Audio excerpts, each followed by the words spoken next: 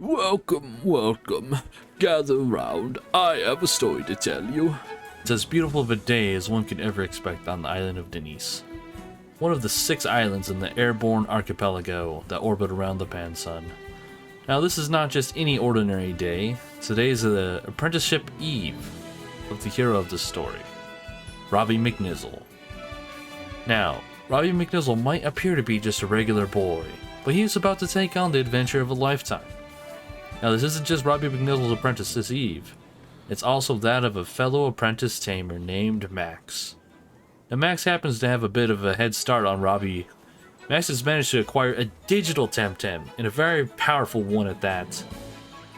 Max has Ori, and Robby has a very impactful selection to make. Yeah, you know it's gonna be Crystal.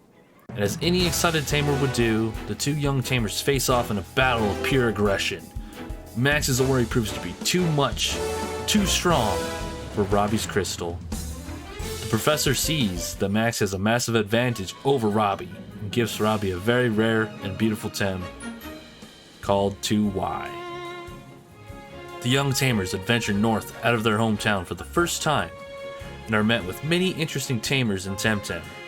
The first capture of Robby's life is that of the absolutely adorable and freakishly large Tataru. Robby might not appreciate Tataru too much right from the start, but as he realizes this little guy is thick and adorable, they become inseparable. Now, once our young tamer Robby emerges from the pristine coast, he's met with some helpful friends. Dojo Master Sophia shows him around town and advises him on his journey. Robby obtains a valuable item that helps him out of many situations throughout his journey. And with that taken care of, it's time to continue northwards into the Thalassian Cliffs, where another Temtem wants to join the squad. We are met with Scale? A cute little, fox thing? Either way, we were impressed by its abilities and ensured it can hold its own. But on this route, there are a couple of devastating battles. First, we run into a couple of city slickers who have some impressive Temtem, a Smazy and a Hout Chick. Now, being the new, naive tamer that we are, Tataru meets his very untimely demise soon into this battle.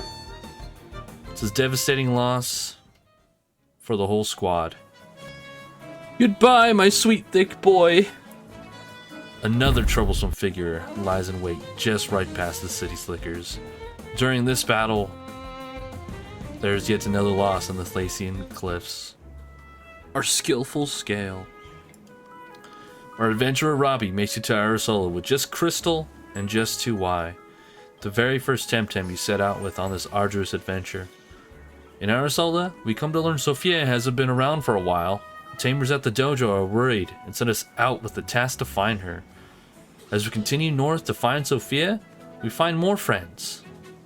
In the Gifted Bridges is one precious little Pajaro, who we quickly befriend.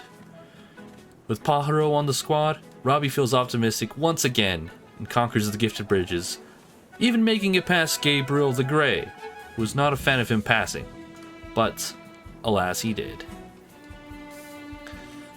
Now, onwards to the Windward Fort. What trouble, or perhaps what friends, are we to find? Well, a FOMU, ever so puffy, becomes our friend, and we find Sophia caged up like an animal. Now, who is responsible for this? Must be some dangerous people to lock up our dojo master this way, but being the young and foolish tamer that we are, we advance through the tower to find those keeping her captive. We find that these Statos? Whatever they're called are responsible, and Lady Lottie leads the charge. This woman is not one to be trifled with, even though we make her look like an absolute joke. Now that we have made quick work of those Abel Sotos, it's time to free Dojo Master Sophia. And now that the master is free, it's time to continue proving our worth to her and challenge her at her own dojo.